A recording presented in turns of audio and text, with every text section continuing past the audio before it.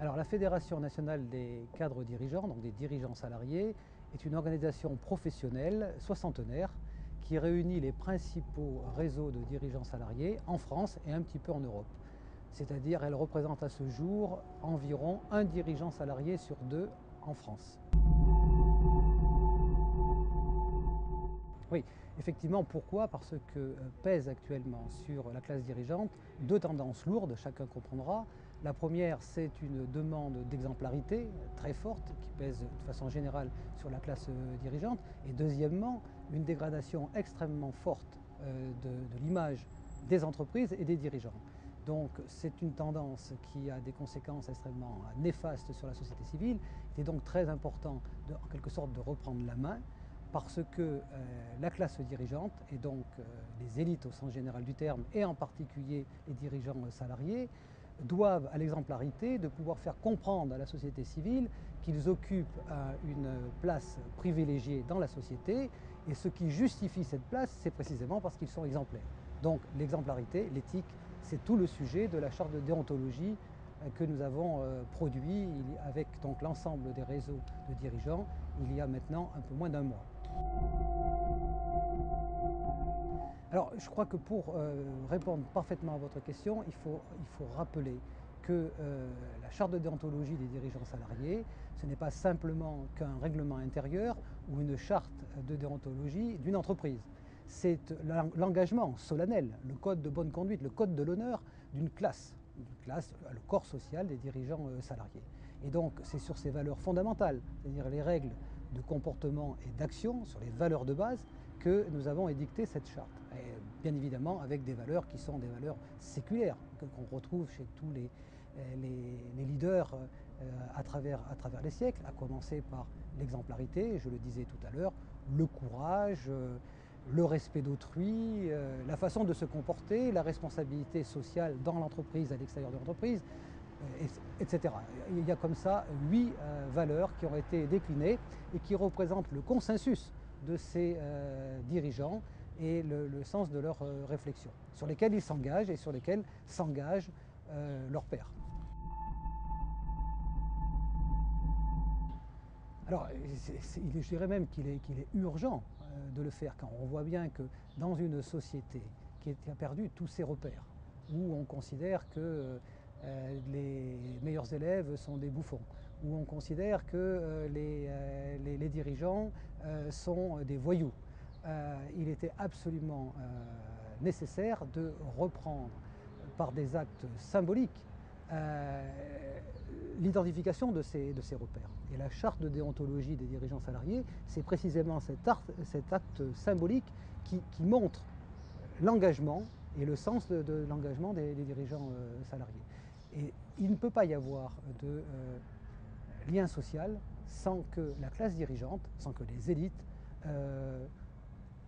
amènent par leur comportement, par leur engagement et par leurs valeurs un sens général pour la société dans son ensemble.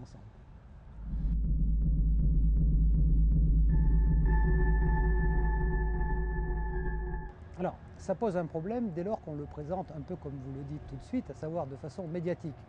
Autrement dit, il y a effectivement des comportements déviants chez les dirigeants, et comme il y en a partout, dans toutes les classes sociales, chez les journalistes, comme chez les ouvriers et chez les syndicats, et y compris chez les représentants des patrons. Mais il n'y en a pas plus chez les dirigeants qu'ailleurs. La seule chose, c'est que c'est très médiatisé, car c'est repris, etc. Ça c'est le premier point. Le deuxième point, c'est qu'il faut ensuite savoir expliquer ce que représentent ces dites déviances. Quand vous avez il faut se rappeler qu'on est dans un monde qui n'est pas fermé, c'est un monde ouvert. Si vous voulez récupérer dans votre entreprise les dirigeants les plus performants, il faut que vous puissiez leur offrir ce que la concurrence mondiale leur offre. Si vous demandez à un dirigeant de venir sauver une entreprise qui est au bord du dépôt de bilan, sur lesquels il a donc, par son arrivée, il prend des risques à titre personnel, professionnel et au plan pénal. Si vous lui dites qu'il n'aura aucune manière pour se rattraper, pour couvrir ses risques, il ne viendra pas. Premier point. Donc il faut absolument se mettre à niveau par rapport à la concurrence mondiale. Donc c'est un jeu mondial, ce n'est pas un jeu. Donc ce sont pas des... Alors ce qu'il faut, c'est qu'effectivement ces formes d'incitation et de motivation correspondent à un véritable risque. C'est-à-dire que ça ne doit pas être une rémunération d'une rente, ça doit rémunérer un risque.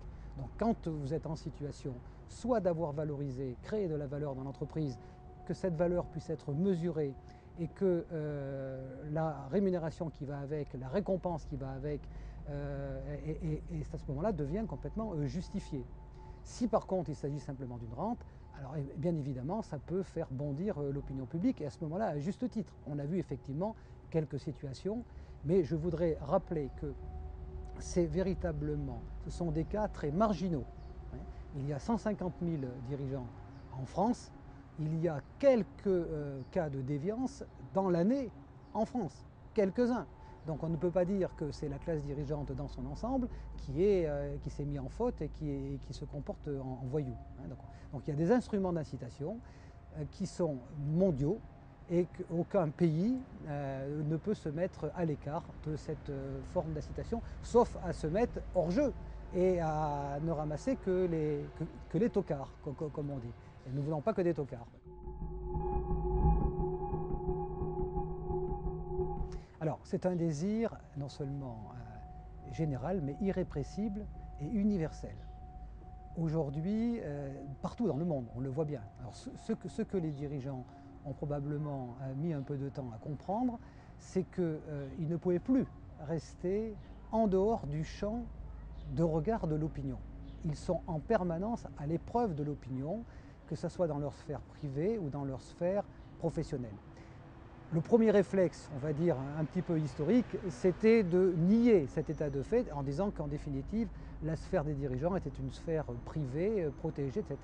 Mais le monde d'aujourd'hui, la démocratie d'opinion, le tribunal de l'opinion ou la prétendue démocratie de l'opinion, elle a imposé une autre règle du jeu. Et cette règle du jeu, il était impératif que les dirigeants se mettent bien en tête que le monde a changé, on est rentré dans un autre monde, et dans ce monde, quoi qu'il fasse, dans la sphère privée comme dans la sphère publique, est immédiatement mis à l'épreuve de l'opinion, sous le regard de l'opinion, et qu'ils devront, dans ce cadre, en rendre des comptes. Et donc autant l'intégrer dans sa façon, dans ses valeurs, mais les valeurs ils les ont, et en tout cas dans les comportements, et s'efforcer de rester dans le monde réel. Car une des grandes difficultés des dirigeants, c'est qu'à un moment donné, ils peuvent sortir du monde réel par manque de contre-pouvoir. Donc ce désir de morale, il est universel, il est partagé, et la prise de conscience, elle a été un peu lente, mais elle est en train de se faire et de façon durable. Et c'était extrêmement souhaitable.